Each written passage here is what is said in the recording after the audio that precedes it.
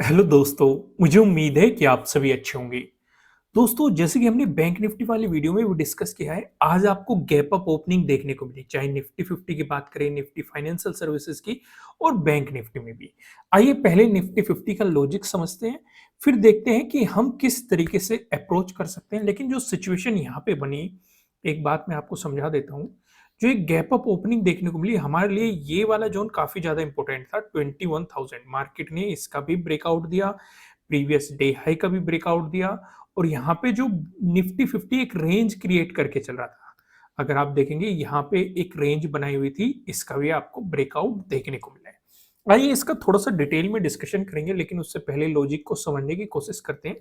यहाँ पे अगर आप देखेंगे मैं आपको हमेशा कहता हूँ, बड़ी ग्रीन कैंडल, बड़ी रेड कैंडल, बड़ी गैप अप ओपनिंग, बड़ी गैप डाउन ओपनिंग, इन चारों चीजों से दूर रहना चाहिए। ये एक तरह की चलती ट्रेन होती है। इसमें एंट्री तब करनी होती है जब ये ट्रेन प्लेटफॉर्म पे रुकेगी, उससे पहले इसमें एंट्री नहीं क्रिएट करनी होती। तो मार्केट ने जब आपको गैप अप ओपनिंग दी, यहाँ पे इनसाइड कैंडल का फॉर्मेशन किया, और पहली कैंडल को अगर आप देखेंगे, कहीं ना कहीं पहली ही कैंडल में आपको बायर्स हावी होते हुए दिखाई दे रहे हैं, मार्केट को ऊपर की तरफ खींचते हुए दिखाई दे रहे हैं। एक तो बड़ी गैप अप ओपनिंग दी, उसके बाद मार्केट को ऊपर की तरफ खींचते हुए दिखाई दे रहे हैं।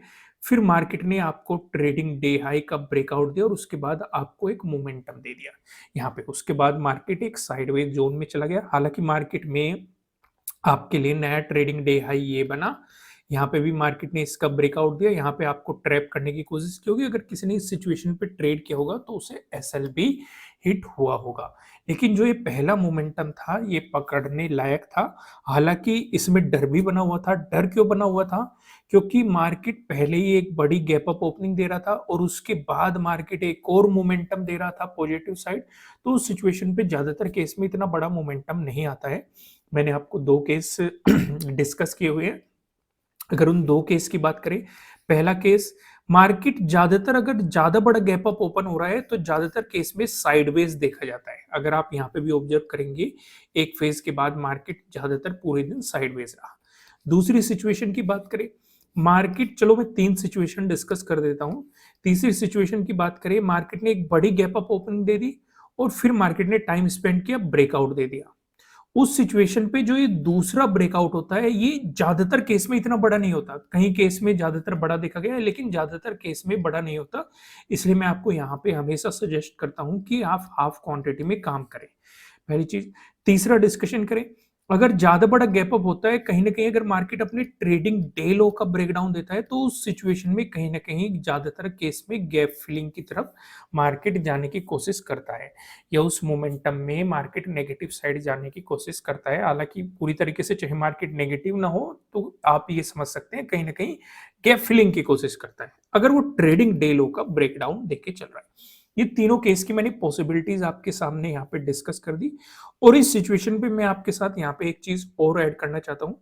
जैसे यहाँ पे मार्केट ने ट्रेडिंग डे हाई का ब्रेकआउट दिया, और यहाँ पे ट्रैप करने की कोशिश की, तो जो ये दूसरी लर्निंग है, ये यहीं से ऐड होती है। ये क्या ऐड होती है कि एक तो गैप अप ओपनिंग मिल रही है, उसके बाद फिर ब्रेकआउट मिल रहा है, यानी कि मार्केट आपको मोमेंटम दे चुका है ऑलरेडी।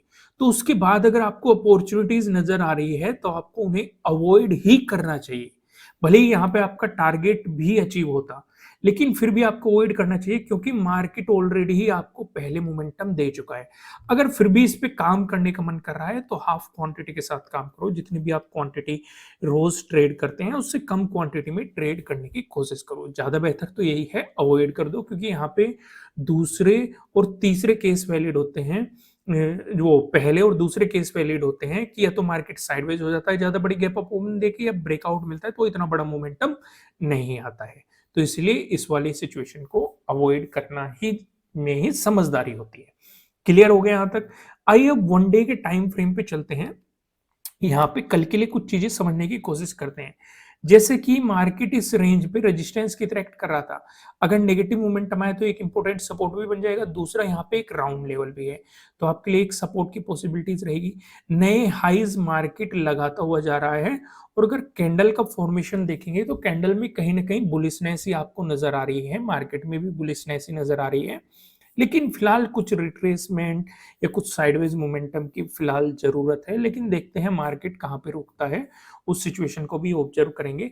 लेकिन पहले हम 15 मिनट के टाइम फ्रेम पे चलते हैं और यहाँ पे स्टेप बाय स्टेप चीज़ों को समझने की कोशिश करते हैं। आपके लिए जो इम्पोर्टेंट चीज़ें हैं वो क्या हो गई? भई ये वाला ज़ोन इम्पोर्टेंट है, क्यों? प्रीवियस डे हाई है, ये वाला प्रीवियस डे क्लोजिंग है, दोनों एक ही ज़ोन में हो गई। तीसरा आपके लिए इम्पोर्टेंट है ये वाला ज़ोन, ये क्या हो गया? प्रीवियस डे लो है।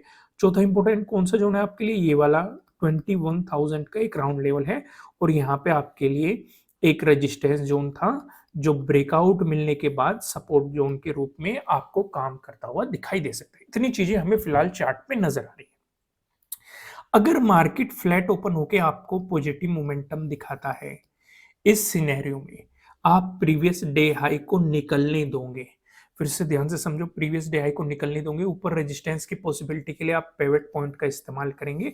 उससे आपको आइडिया लग जाएगा कि कहाँ-कहाँ पे रेजिस्टेंस की पॉसिबिलिटीज हो सकती है। वहीं पे अगर मार्केट फ्लैट ओपन होकर आपको नेगेटिव मोमेंटम दिखाता है, तो उस सिचुएशन पे आप देखेंगे यहाँ पे आपको एक ट्रेंड लाइन का फॉर्मेशन होता हुआ दिखाई देगा। काइंड ऑफ एक ट्रेंड लाइन आपको यहाँ पे दिखाई दे रही होगी। मैं आपको सजेस्ट करूंगा इस वाले सपोर्ट जोन का ब्रेकडाउन होने देना। काफी लोग गलती क्या करते हैं, ट्रेंड लाइन पे भी काम करने की कोशिश करते हैं, लेकिन मैंने आपको ट्रेंड लाइन पे काम करने का एक अलग तरीका बता रखा है। अगर ब्रेकडाउन मिलता है, कई बार हम ये देखते हैं कि ब्रेकडाउन मिलने के बाद भी मार्केट ऊपर की तरफ मोमेंटम दिखा देता है, यहाँ पे लोगों को ट्रैप करके चला जाता है। इसका सिंपल सा यही तरीका होता है कि जो पिछला सपोर्ट जोन है, जब तक आपको उसका ब्रेकडाउन नहीं मिल जाता, तब तक आपको ट्रेंड लाइन पे काम नहीं करना चाहिए। मैं तो इस तरीके से करता हूँ, मुझे काफ़ी अच्छा भी लगता है। ठीक वैसे ही मैं आपको यहाँ पे समझा रहा हूँ, ये वाला जो सपोर्ट जोन है, वही अगर आप देखेंगे यहाँ पे ट्रेंड लाइन है, अगर ब्रेकडाउन भी मिल गया तो इस वाले सपोर्ट जोन का भी ब्रेकडाउन होने देना, तब नेगेटिव साइड कुछ करने के बारे में भी सोचना। अगर करोगे भी हाफ क्वांटिटी में करना है। क्यों हाफ क्वांटिटी में काम करना है? क्योंकि ओवरऑल ट्रेंड पॉजिटिव है और ट्रेंड की अपोजिट डायरेक्शन में जाने की कोशिश कर रहे हैं।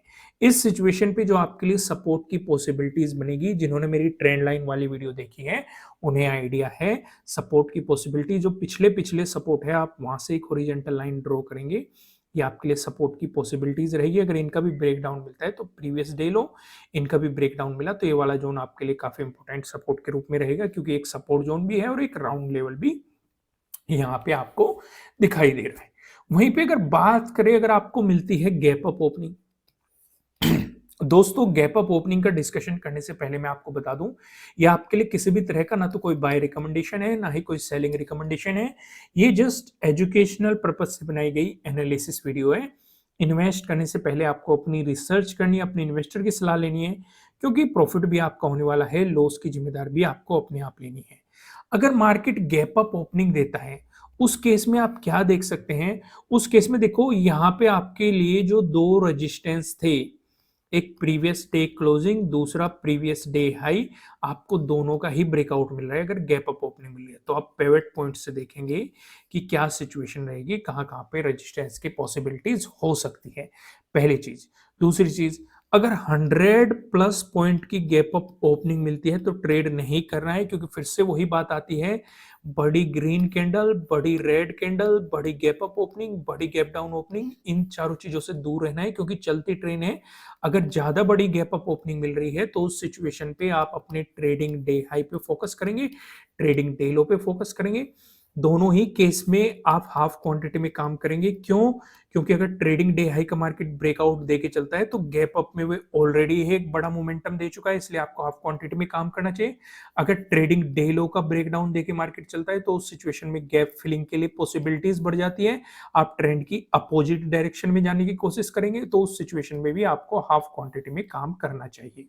वहीं पे अगर मार्केट आपको गैप डाउन ओपनिंग दे देता है, तो इस सिचुएशन पे आप ये देखेंगे कि भाई जो ये ट्रेंड लाइन दिखाई दे रही है, इसका आपको ऑलरेडी ब्रेकडाउन मिल जाएगा।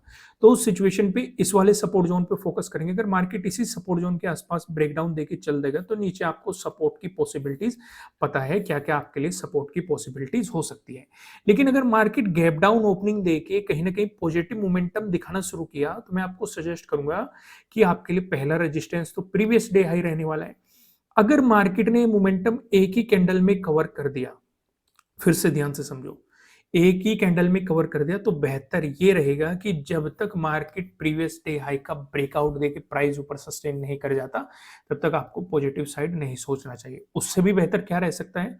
उससे भी बेहतर आपके लिए रह सकता है कि अगर मार्केट प्रीवियस डे हाई से नीचे कुछ टाइम स्पेंड कर दे और फिर ब्रेकआउट दे दे, वो और भी ज़्यादा प्लस पॉइंट रह सकता है। दोस्तों, वीडियो को लाइक कीजिएगा, कमेंट करके मुझे बताना कि आपको एनालिसिस कैसे लग रहे हैं, आपके लिए कितने हेल्पफुल हैं। आज आपका जो होमवर्क रहने वाला है, आपके लिए होमवर्क रहेगा राइजिंग वेज चार्ट पैटर्न आपको पढ़ना है। वेबसाइट को आप गूगल में सर्च करेंगे, कैटेगरीज में जाएंगे, चार्ट पैटर्न पे क्लिक करेंगे तो वहां पे आपको मिल जाएगा राइजिंग वेज चार्ट पैटर्न। इसे पढ़िएगा और फ्री ऑफ कॉस्ट अपनी नॉलेज को इंक्रीज कीजिएगा। फिलहाल इस वीडियो में इतना ही। वीडियो को लाइक कीजिएगा, कमेंट करके बताना, नए हो सब्सक्राइब करना और बेल आइकन प्रेस करना, जिससे आपको आने वाली वीडियोस की नोटिफिकेशन मिल सकेंगे। फिलहाल इस वीडियो में इतना ही, फिर मिलेंगे किसी नेक्स्ट वीडियो में किसी अच्छे कंटेंट के साथ। Thank you.